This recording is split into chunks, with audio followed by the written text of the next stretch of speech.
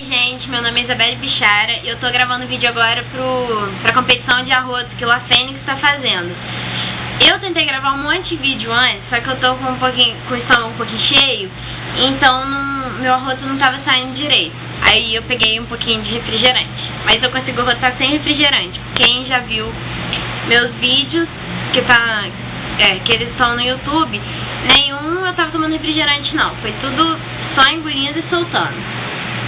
Coisa espetacular de se ver, né? Então vamos lá.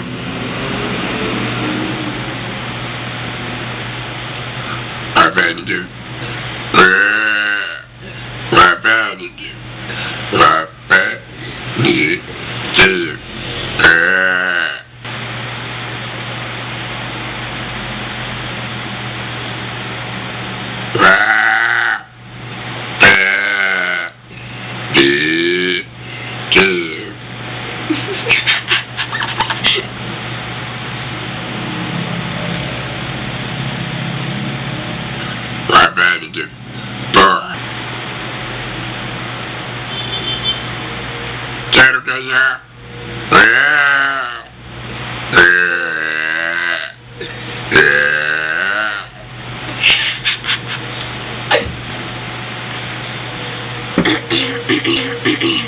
Não, minha coca ainda não acabou. Vou gravar só a minha boca.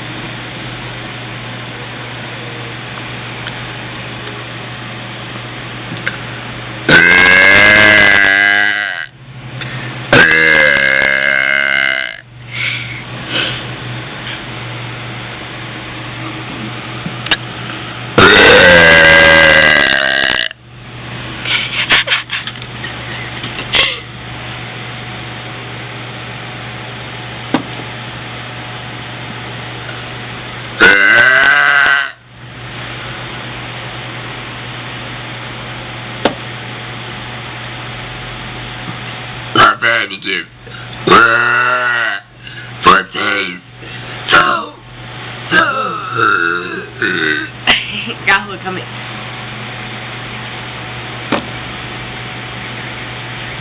Foi feio. Não.